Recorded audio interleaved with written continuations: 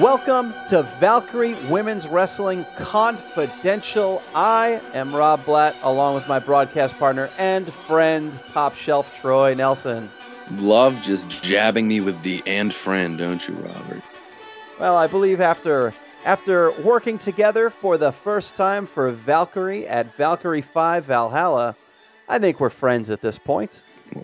Will that make you feel better or help you sleep at night, perhaps?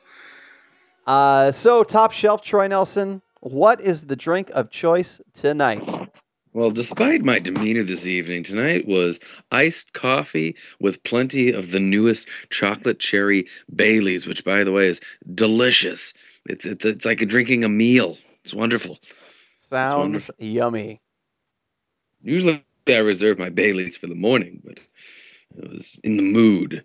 It's a lovely spring day here in New England, but the drink is that of a winter drink. Speaking of New England, tonight on the show, my interview with Davienne, Boston Strong Davienne. And a lot of people have trouble pronouncing that name, but that's all right. It's Davienne. Davy for short. 'Twas her name, Davy. Yes. So in the conversation with Davienne, her matches at Valkyrie 1, 2, 4, and of course 5, which as we are recording this and as this is released, happened just a few days ago. Absolutely. I was saying we are just a few days removed. If you have not seen the show yet, if you were not in attendance, by all means, it's going to be released on Valkyrie Women's website as well as the Vimeo Video On Demand website very soon. Yes. Both you and I just getting our voices back now after quite an afternoon of women's wrestling. Absolutely. Women's wrestling, along with a doubleheader with Warriors of Wrestling. We'd like to thank our friends over at Warriors of Wrestling for putting on a great show as well.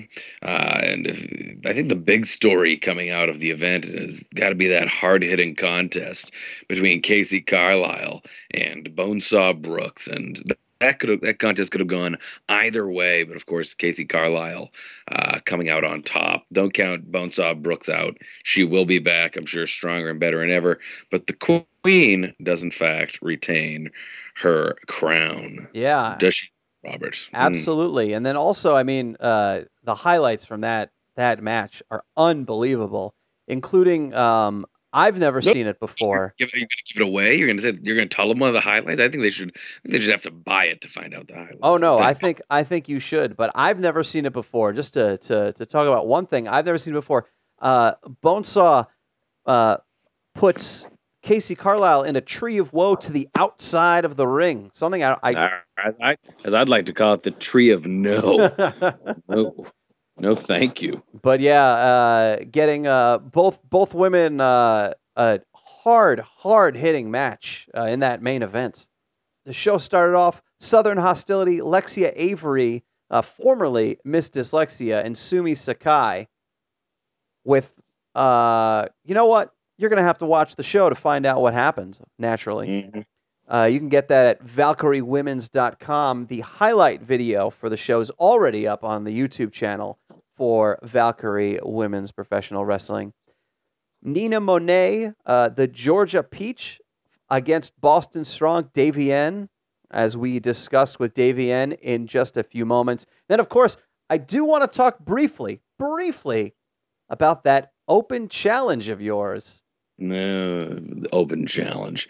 What good is an open challenge if referee Mark Eddles decides to change it? Aja Perea comes out to the rescue of Nyla Rose as if she really needed to be rescued. She counts as 3 people. That's why I brought 2 people to the dance, Dickie Rods and Nikki Adams. Thanks for nothing. How ridiculous was that, making it a tag team match as opposed to the handicap as I had originally planned. And I suppose... But a first in Valkyrie history, I suppose. The first ever tag team match, I suppose. Yes, and also moving forward, I suppose the open challenge will continue. We're gonna only see at Valkyrie 6, which listen to the post-interview conversation, the short one, but the post-interview conversation, we will announce the date and the location of the next Valkyrie show. Ooh, tune in to find out. Yes. If you are. Yes, excellent. We had the 2 out of 3 falls match, which was kind of insane. It was out of control. It was out of line. It was out of It was out of line. Of course, Hanaya, the Howling Huntress, getting the best, and the numbers game was against her the entire match, and she did in fact pull through, and just tit for tat wrestling in that. Again, more stuff that has to be seen to be believed. Lest we forget the debuting Natalie there. I think I'm not going to say she necessarily stole the show, but she certainly grabbed the attention of many of us. Beauty and, in fact, a beast, I do believe Jay George called her. Yeah, made an impact for sure. That'd be hashtag suicide dive in heels. Ashley America went one-on-one with former WCW competitor Little Genie.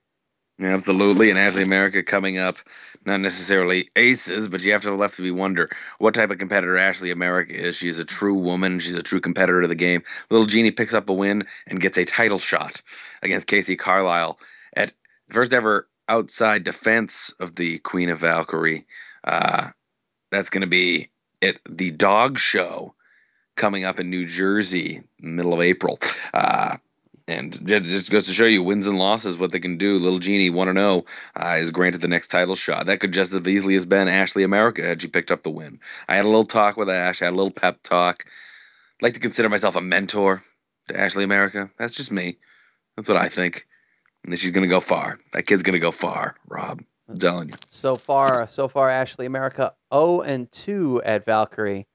But another competitor who went 0-2 went on to quite an impressive win at Valkyrie IV. Davienne, of course, that interview coming right up. And then the main event, as we already discussed, the Queen of Valkyrie match. The baddest woman on the planet, Bonesaw Jesse Brooks, with the devil's son-in-law, Julia Smokes, going up against the reigning and defending queen, Casey Carlisle. And so, without further ado, Top Shelf, let's send it over to me with my interview with Davienne. Joined at this time by Davienne, right on the heels of Valkyrie V, Valhalla. Davienne, welcome to Valkyrie Women's Wrestling Confidential.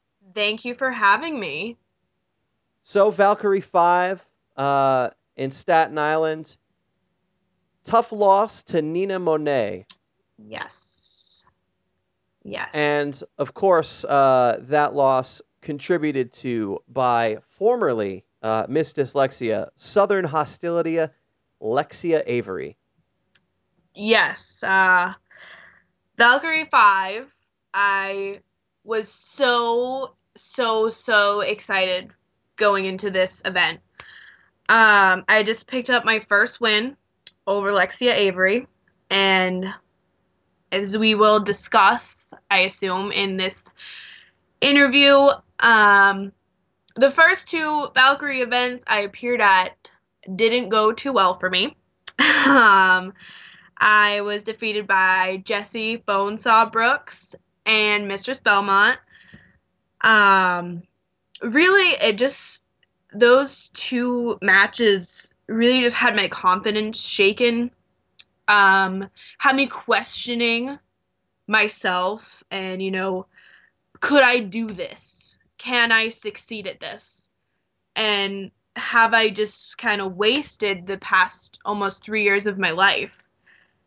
And going into Valkyrie IV against the formerly known as Miss Dyslexia, I really felt like I had something to prove. And, she has been around for quite some time. She has a lot of experience on me. And beating her, it really just solidified my confidence. It made me feel reinvigorated, made me feel just overjoyed. I had all that self-confidence back that I can do this. And then when she decided to interfere in my match with Nina Monet, man, it burned me bad. It burned me bad. I'll say that. I was not happy at all leaving Valkyrie V. As anyone would expect after at some point in the match really turning it on, that intensity that what, as a New Yorker, I can only imagine what is described as Boston Strong by those who are, maybe by my broadcast colleague, Top Shelf Troy Nelson, would have a better understanding of that being a New Englander. But, you know, having that Boston Strong mentality kick in. And then, of course, having, while that match going on, doing commentary with Lexia Avery at the moment. She just stood up with that bull rope in hand and decided to interject herself into your match. But let's talk about Valkyrie IV, because, as you said, walking in there with an 0-2 record, but an 0-2 record against two women that would go on to challenge Casey Carlisle for the Queen of Valkyrie Championship, nonetheless. So going up against those two women and coming up a little short, not necessarily the worst losses to have, I'll say. Granted, probably don't want to have losses on there regardless, but and then you walk in Valkyrie IV and talk about a little bit about what it felt like right after that match, after that win. The emotion that came over me when I got that 3 count is almost indescribable. Just, you know, having the crowd there, you know, cheering for me, and just that solidification that this is what I love and I know I can do it. You know, it was about, you know, North versus South, but it was also something really deep inside of me that, like you said, I came up short against two incredible competitors, but they're incredible, but I want to be the best. And coming up short is not okay in my book. And just beating Lexia Avery that night, it was one of the proudest moments of my career so far. I was so overwhelmed and so overjoyed, and I went home that night so happy. You know, after the match, there were tears in my eyes. I was all choked up. I could barely talk. It was just such an incredible moment, and just you know, I told myself, I can do this. This isn't a waste. I have talent, and I believe I proved that to the Valkyrie fans that night as well. Absolutely. And also, you know, also that night, kind of, we've been seeing this I mentioned it before, this scream from you. I mentioned it on commentary as almost this scream queen thing that you have going, this intangible something that that's hard to put a finger on. Where does that come from? I mean, we've spoken before. You're a very nice person, and then in the ring, hearing that out of nowhere, that scream, where in you is that?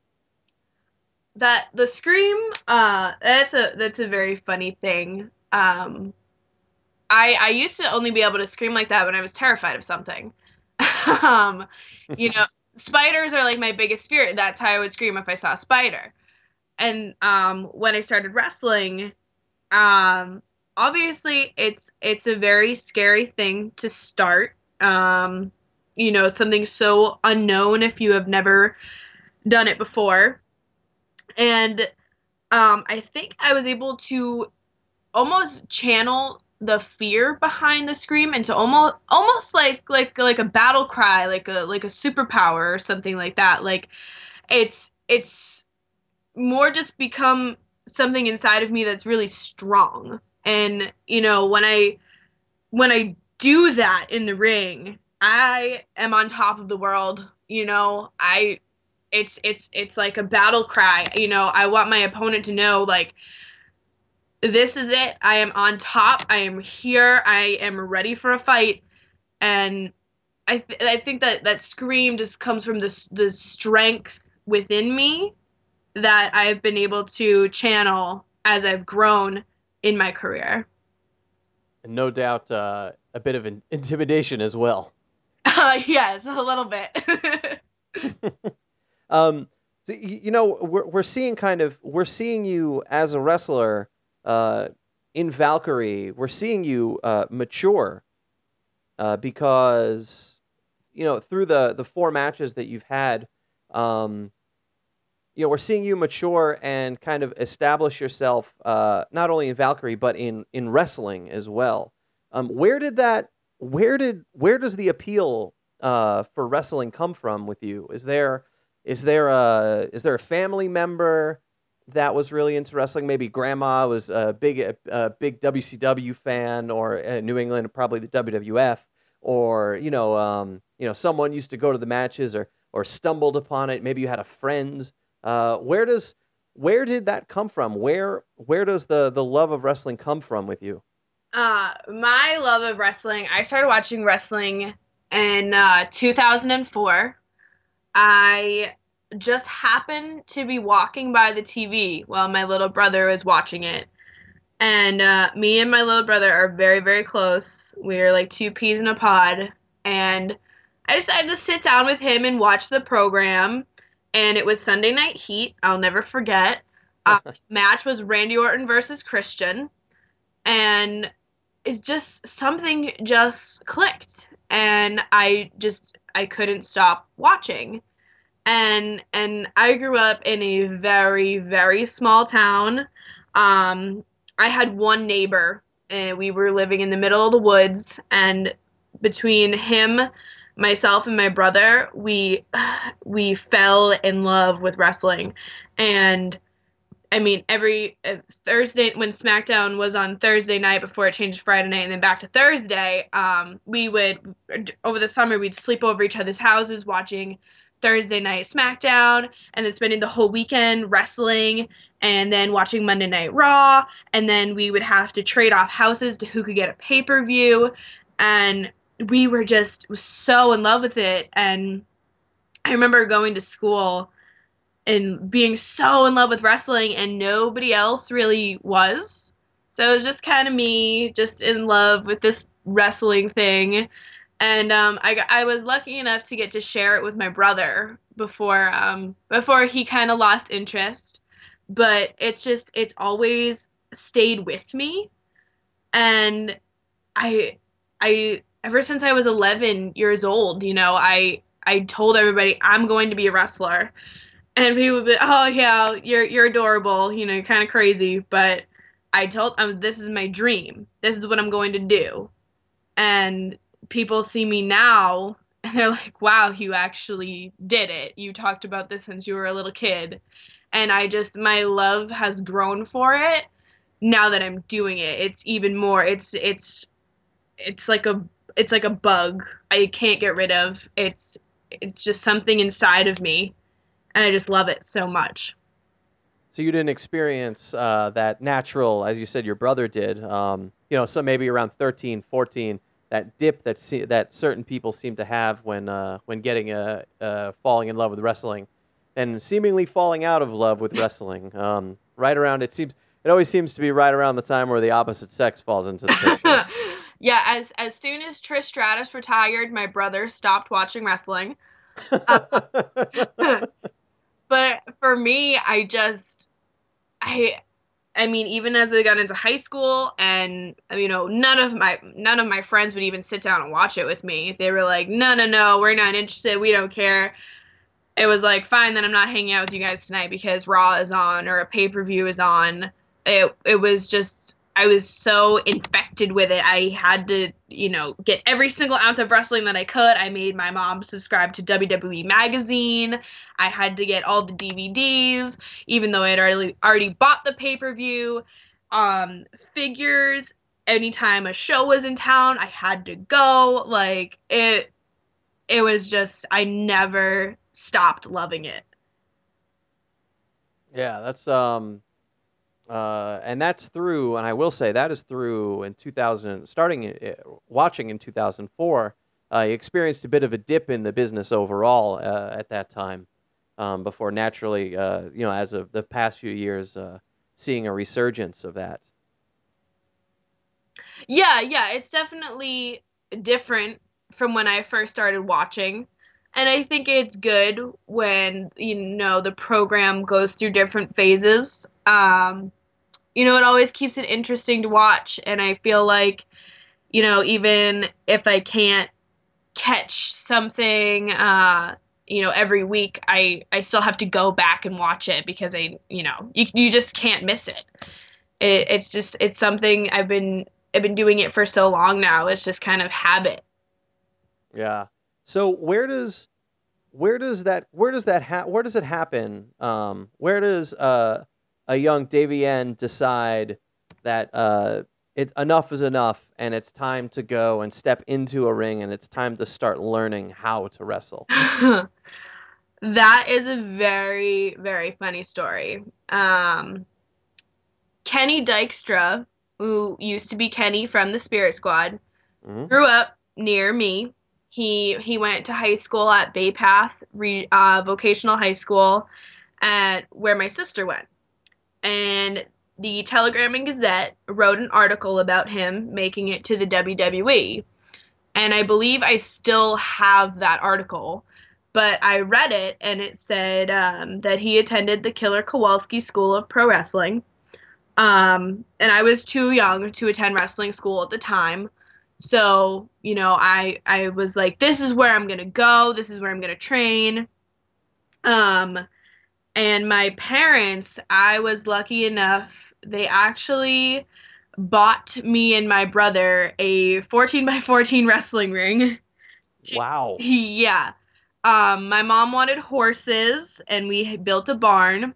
But instead of her horses, we got a wrestling ring, which, we got life-size stuffed animals and used to wrestle those. So no injuries happened between myself and my brother. We wrestled stuffed animals, but we would go out during the summer, and just, that's what we would do all night. We would wrestle, and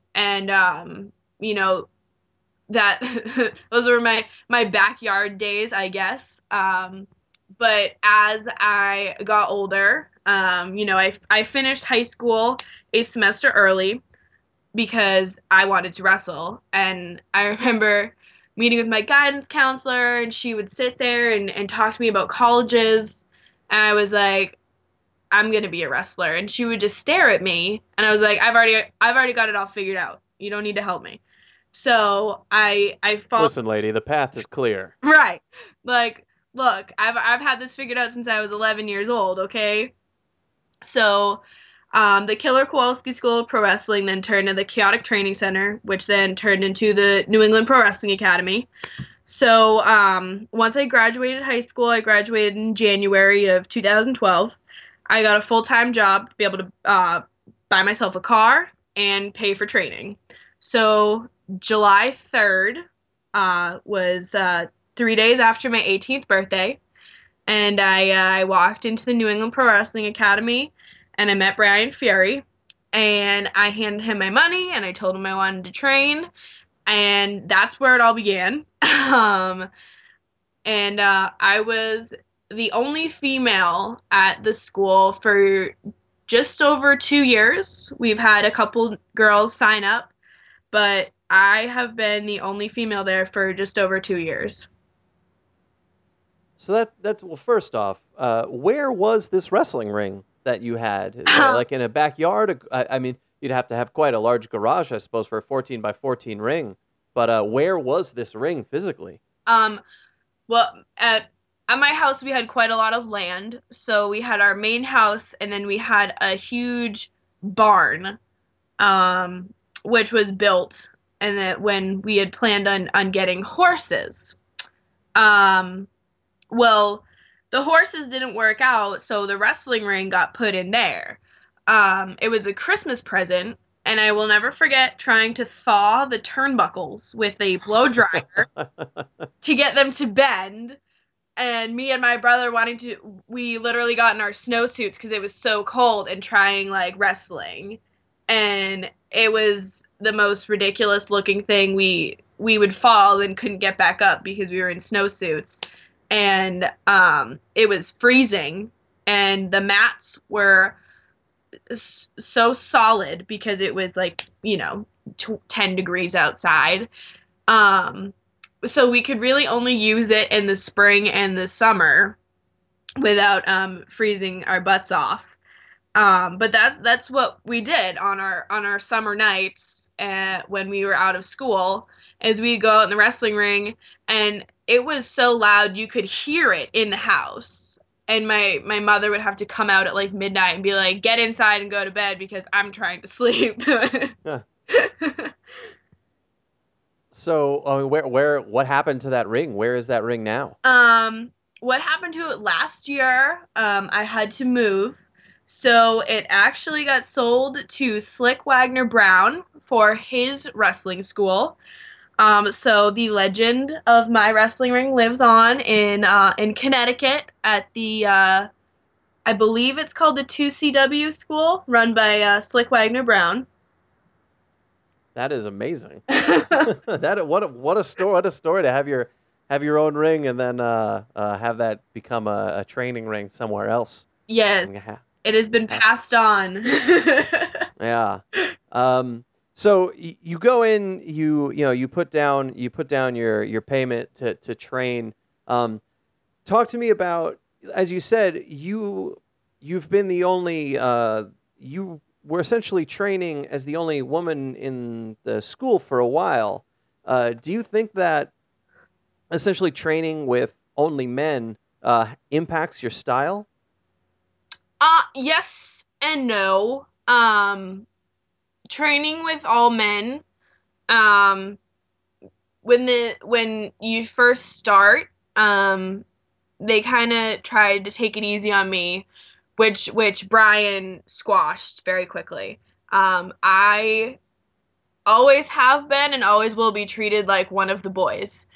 And it's almost made, it's made me stronger, but it's also made them stronger. To be able to be hit by a girl. Yeah. And it's almost training with all men. It was really weird for me when I first started wrestling women. Just because when I was training with boys, I was always smaller, and then coming on shows and I would be, the bigger opponent. So that was the only thing that really affected my style. But as people have seen, I do tend to have a stronger style of wrestling, and I think training with the boys has really helped that.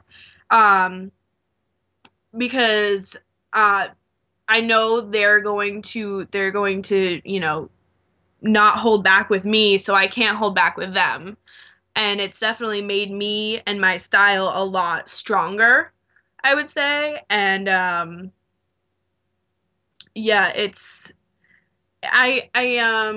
really enjoy it.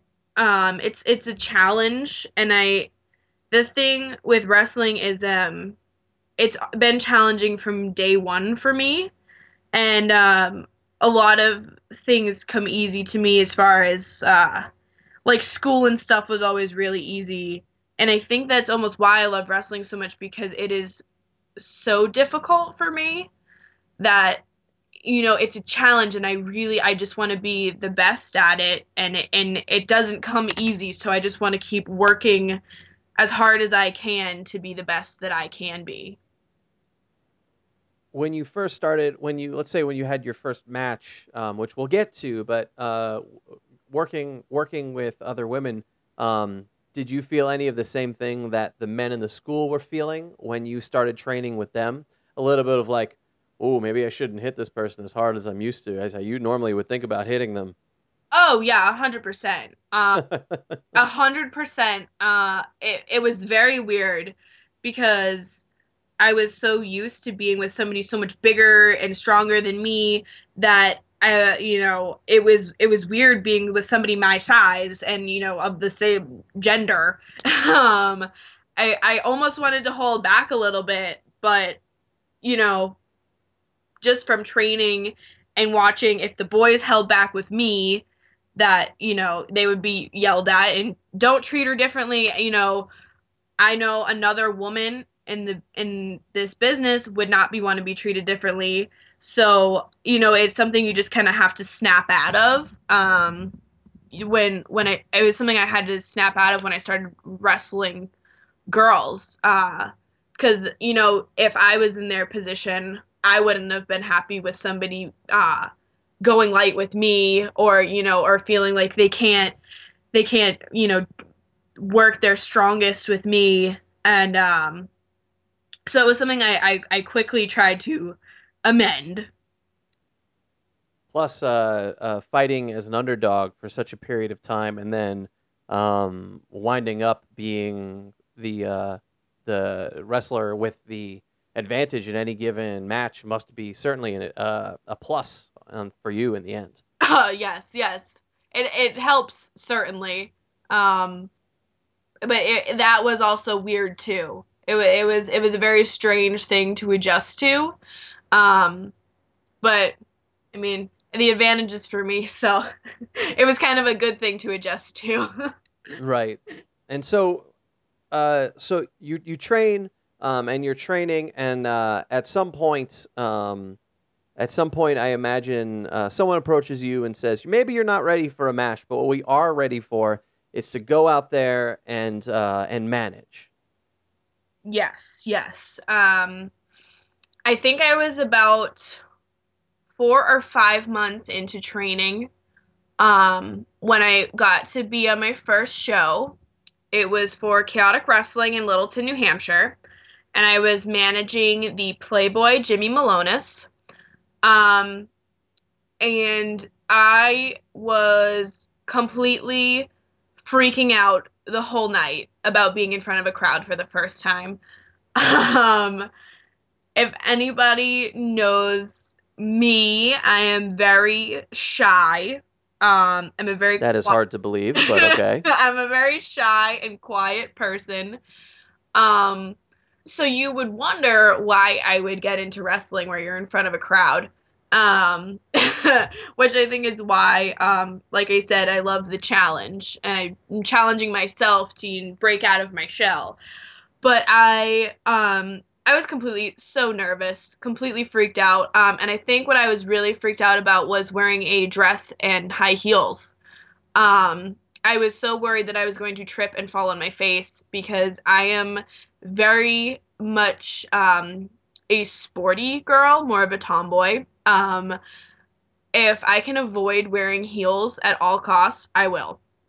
So that was what I was incredibly worried about. But it was such a fun night and such a fun experience that as soon as we walked back through the curtain, I just wanted to do it again. So addicted right from the get-go then. Yes. Completely addicted. Perfect. And so how long were you managing before it came time to step in the ring, lace up the boots, and do some work on your own? I had my first match in April of 2013. So I believe I had my first show managing in October. So a few more months after that, about 8 months of wrestling training. And I will never forget, I got a text message from Brian Fury on my way to work, and he said, "Can you get gear ready for a match next weekend?" And I was like, "Yeah, sure, no problem." And then he said, "I just sent you an email. Let me know when you read it." And it was an email from Ring of Honor asking Brian if he had any girls in the area he would recommend to wrestle at the Manhattan Center in New York City WrestleMania weekend. And so not only are you going to debut, but wrestling for the first time in front of a crowd, but you're also have the added stress of it's next weekend. Yeah. On top of that, it's Ring of Honor. On top of that, it's the Manhattan Center in New York City. And then, if that wasn't enough, every wrestling fan in the world is going to be in New York that weekend because all of that combined with WrestleMania weekend in New York City. Yeah, I was floored. I texted Brian back and I said, this is not funny if this is an April Fool's joke. Just, like this is the cruelest joke you could play on me. I hope you're aware. Exactly. I was so excited, nervous, completely, just so many emotions going on all at the same time. I was shaking, just waiting for him to text me back, and he was like, no, I'm serious. Like, I really want you to do this. And I was just like, oh my God, my first match is going to be for Ring of Honor television, WrestleMania weekend in the Manhattan Center. Like, who does that happen to? That was all that was going through my head. I was like, who does this happen to? I was so blown away by the opportunity that was given to me. It was just, I was so floored. And I to this day, I still can't believe it happened. So let's talk about that day. You step into the building, right? And are you I assume you're traveling with Brian Fury and maybe some other folks from New England? I had driven down the night before with my mother and my sister and a photographer who used to be up here in New England named Harry Aaron. And my mom had booked the hotel, and we got there, and it was in Chinatown, I think. And so everything was all in Asian lettering. And we got there, it was at some obscure hour in the morning. But it was cheap. Yeah, exactly. And we go into our hotel room, and there were these two tiny beds and then like a tiny little couch. And everything was so small. I will never forget it. It was the weirdest hotel I had ever seen in my whole life. A micro hotel. It was a micro hotel. Literally everything was tiny. And I didn't sleep at all that night. I was so nervous. And I was, getting up in the morning, getting ready, going to the building. And there was all this construction in New York City. So on top of being completely nervous for the show, there's all this construction in the city, and I'm from a small town, so I don't typically drive in the city. And so I was pretty much having a meltdown in the car. But when I got to the building, it just kind of, everything just kind of was just like, okay, I'm here. Let's just get the day started. And call time was 10 a.m. And so, you meet with everybody and go over things. And I found out they were doing 4 tapings that day. And my match was second to last in the 4th taping. So I had all day to sit and freak out over my match. And I was so unbelievably nervous. But having some people from New England that I knew there and definitely having Brian there was kind of like a security blanket. Just having somebody I knew, and especially my trainer, being there and seeing me debut in such a huge event. And I'll never ever forget that day. Stepping through the curtain, and I was like, I hope these New York fans don't eat me alive. And luckily they didn't. And once it was over and I got back through the curtain, I found Brian, and he smiled at me and gave me a hug, and he's not one to give compliments, and that's, I was happy with that, and I was very happy with that night. It was probably the greatest night of one of the greatest nights of my life, and certainly the greatest night of my career. Absolutely. So you go out there, you have your match on for Ring of Honor television, and then as part of this huge weekend that was that was I believe it was Super Card of Honor weekend that year, if I recall. And then so where do you and it's your debut, so. So what was like the next step was what could be the next step for you from that point? Where did you go from there? Kind of like, well, I have done the thing that 99% of other people will never do. I've wrestled in the place that was the home of Monday Night Raw for years on end. And so now and then I was also on TV on that match. So where does that go from there? That was my thought exactly. I was like, how do I go up from here? But after I had that match, I was just infected, and I just wanted to wrestle more.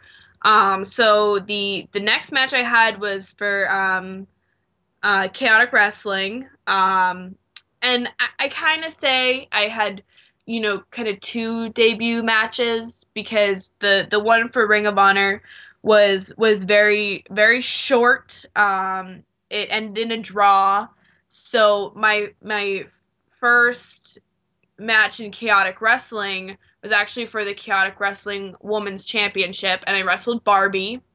And she defeated me, but it just made me even hungrier. It certainly lit a fire, and I wanted to be, like I said, I wanted to be the best. I went back to training. I keep working as hard as I possibly can, and just I wanted to wrestle more places. I wanted different opponents. I just wanted to do everything that I possibly could. I didn't want Ring of Honor to be my first and last stop. I would 100% love to go back there, and that is certainly a goal. But I didn't want, that to be my one bright and shining moment, and then just have that be my first match and then do nothing after that. Right. And so from Ring of Honor WrestleMania weekend, just about a year later, is Valkyrie 1. And Valkyrie 1, a locker room exclusively women wrestlers, and that's in May of 2014. There is the tournament that night, and your opponent, as we said earlier, your first opponent in Valkyrie is Jessie Bonesaw Brooks, baddest woman on the planet. Hard to, I would say it's a difficult opponent to start with, for sure. But let's talk a bit about getting into Valkyrie, kind of stepping into that place of, as we were saying earlier, no longer a locker room dominated by men. Oh yeah, Valkyrie is the first and only all women's promotion I've worked for. I was certainly nervous about going into Valkyrie 1. That locker room is just riddled with talent. The girls at Valkyrie, they're all fantastic. They're just fantastic women, so much talent, and going there and just being picked among the crop of women in that locker room was an honor all in itself. Being so young in my career and young in general. It was certainly overwhelming. And then to learn I was wrestling Jessie Bonesaw Brooks was even more overwhelming, since she's quite the opponent. But yeah, it was just it was an incredible night. I wasn't thrilled with the outcome of the match, but like we said earlier, she's not one to take lightly, and to lose to her is not exactly horrible. You know, but going into Valkyrie 1 was just, it was an honor to be selected. I was lucky enough to there was a spot vacated in the tournament, so I put myself out there and I asked the fans, could you vote for me to be in the tournament, and they said yes. So that I was really lucky, and I just felt so blessed to be able to be a part of Valkyrie 1 and still be a part of Valkyrie, that I'm so proud to be a part of that company. And so Valkyrie 2, you wind up with an opponent that you know fairly well in Mistress Belmont. Yes, Mistress Belmont and myself have wrestled all over New England. I would say she is one of my favorite opponents, one of my favorite people to wrestle. She is an incredible competitor, and I have learned so much from her. And we have both, beaten each other. I've beaten her, she's beaten me. But at Valkyrie 2, I also did come up short against Mistress Belmont. And just after Valkyrie 2, it was, I was really shaken, because it was somebody, Jessie Bonesaw Brooks. I had never stepped in the ring with her before. She was completely new, and she is the baddest woman on the planet. Mistress Belmont, we've wrestled countless times, and she got the best of me in our first match outside of New England, where I really wanted to prove myself outside of New England. So leaving Valkyrie 2 that night, it was certainly, not the best night. I was really, down on myself. She can beat me in New England. She can beat me in Brooklyn. Who else can beat me? I needed a better mindset, and as we talked about earlier, going into Valkyrie 4, that was still my mindset. Can Miss Dyslexia beat me? Can I beat her? She's just like the other two, very much more experienced than me. But yeah, those matches, they were tough walking away from them, and with especially where in Valkyrie having that record, 0-2. Yeah, the records do matter quite a bit in Valkyrie. I mean, they are. You look at the website, ValkyrieWomen's.com. It is the records are all over the website. Yes. They're on the DVDs. They're on the video on demand. It is a. It's not the scarlet letter. However, people see the record overall, and certainly does influence the thoughts about someone going into a match when you can see their record. Exactly. And seeing that 0-2, seeing 0-1 going into Valkyrie 2, not awful. Seeing 0-2, well, that was really rough, just on myself, and I can imagine my opponent thinking they could walk all over me. 0-2, she's nothing. That record is really, it's in your face, and it weighs on your head, and so that the record also shook my confidence. It's something that's right there, right in front of you, right there for the fans to see, and it's something I wanted and needed to change. Right, but also, I mean, also that record doesn't tell the story of the fights, and the fights that you've had have been, fighting. We talked about feeling like you're not the underdog in a fight. The fights that you stepped into at Valkyrie 1 and 2 are fights with wrestlers with more experience that certainly have, Bonesaw Jesse Brooks has, she's wrestling at Valkyrie 1 in her hometown. And Mistress Belmont, more experience, and you're fighting up to these women. You're fighting against them, but you're also fighting, you're fighting against experience as well.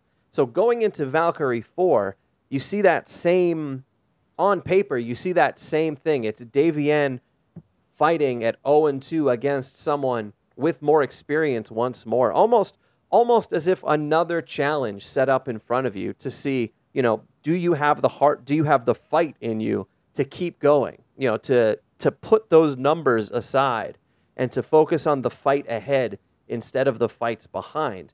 And at Valkyrie 4, it looked and felt like something changed. Yeah, 100%. At Valkyrie 4, going into that night, I had decided it's a new year, it's a new you. Just put what happened in 2014 behind you. You're growing as not only a person but as a wrestler, and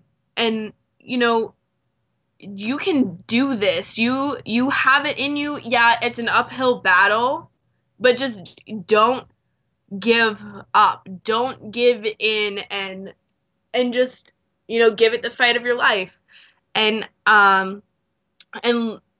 that night I was able to succeed, and it really it solidified my new positive mindset for myself. And it was a great night to really to just create basically a whole new and better Davienne. I've been growing up in front of the crowd. I'm finding myself as a person and a wrestler in front of them, and I think every single show they watch me as I become less of that little 18-year-old girl and more of a woman. And all these challenges that have been laid out in front of me, now they're seeing a whole new side to me. That's I'm not gonna just give up anymore. I will fight until I win, and that's my mindset, especially with Lexia Avery, because she seems to be pretty sour over me beating her at Valkyrie 4, and I am 100% confident that if we stepped in the ring again, I will beat her again. So at this point, your targets are set on Lexia Avery moving forward at Valkyrie. Yes, my sights are on Lexia Avery. After Valkyrie 5, she has left a very bad taste in my mouth. I am angry with her, but I'm almost also grateful for her. She has made me see that, me being kind of naive and young, and everybody is just gonna work hard like I do, to be able to be the best person that they can be, and win, lose, or draw, you're just gonna give it your all. Lexie Avery proved to me at Valkyrie 5 that not all people have the same mindset of me. She will cheat and do anything that she can to either cost me a victory or get a victory herself. And I'm like I said, I'm almost a little bit grateful for her because she has completely changed my mindset, and given me a little bit more of an edge, a little less naive little girl. And unfortunately for her, if she wants to wrestle me again, she'll get a completely different opponent than she had at Valkyrie IV. Strong words. Strong words. So, Davienne, where can people find you online if they want to keep up, if they want to stay on top of where the next fight is, what's going on in the world of Davienne? Where can, aside from at VALKYRIEWomens.com, where can people find you on the web? They can find me. I have a Facebook fan page, just Davienne, or I also have a personal Facebook page under Davienne Long. Or they can follow me on Twitter and Instagram at Davienne_Long. So those are all my social media outlets for any. No creeps. No creeps allowed. No creeps, please. That'd be appreciated. But if anybody wants updates on where I'm wrestling next, Instagram photos of matches, any sort of wrestling stuff, would be my Facebook, my fan page. Please like and share if you do go on my fan page, and my Twitter and my Instagram are the best ways to learn more about me. And of course, you can find Davienne's matches from Valkyrie 1, 2, 4, and 5 at VALKYRIEWomens.com. The highlight video as this episode of Valkyrie Women's Wrestling Confidential, as this is being released, the highlight video from Valkyrie V, Valhalla, is up on YouTube, and announcements about future Valkyrie shows coming very soon. And Davienne, I wanted to thank you for taking time to talk to us. We've only just gotten the surface here. There's so much more that I would have loved to talk to you about today. Some of the more fun matches in that resume of yours, just looking through it, some of the wonderful names to talk about in terms of getting in the ring and those fights. But we will have to save that for a future episode of Valkyrie Women's Confidential for sure. So, Davienne, thank you so much for joining us today. Thank you so much, Rob. There we have it, my interview with Davienne, Boston Strong Davienne.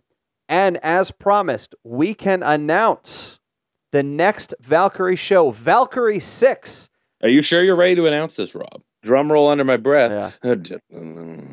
I am ready to announce the next Valkyrie show, Valkyrie VI, Thursday night, a special Thursday night, July 9th, when Valkyrie returns to Woodbury Heights, New Jersey. Ooh, shock and awe. Little Thursday evening show. It's funny, there's not a lot of Wednesday matinee wrestling shows. I think I said that with Casey Carlisle just a couple of weeks ago, and I think it's a shame. But Thursday night, that's an interesting night. You still got your weekend ahead of you. Come on out down to Woodbury Heights for a little bit of wrestling action. If it's anything of like what Valkyrie IV was like there, it's not going to disappoint, I assure you all. Absolutely not. And so, I believe that comes, episode 3 comes to a conclusion of the Valkyrie Women's Wrestling Confidential podcast, the official podcast of Valkyrie Women's Professional Wrestling. Absolutely, and I do believe that we switch off, so for anyone that's listening right now that was like, oh, a Rob episode, don't worry, I will be back with the next podcast. No worries, rest assured. Yes, and then, of course, you can look for that next week, already up on the YouTube channel, the Valkyrie V recap video, the highlight video. Video on demand coming very soon, ValkyrieWomens.com. Find us on Twitter, Valkyrie Women's Pro, I believe. Sorry. My apologies, Top Shelf. Simple.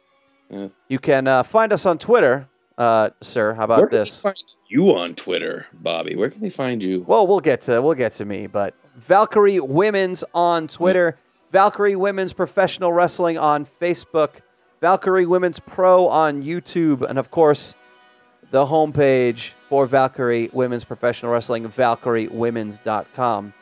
I'm Rob Blatt. You can find me on Twitter. Here you go, Top Shelf. ROBBLATT. Yeah, get yourself over, kid. Superstar. Oh, baby. And if you want to follow Top Shelf Troy, and he does, in fact, want and need more followers, I say so many clever things that go unretweeted, you can follow me at Top Shelf Troy. Give me a follow. I can't promise you I'll follow you back. You can find us again on the web. Find us everywhere you go for your social media. And, of course, we will see you again next week for another edition of Valkyrie Women's Wrestling Confidential.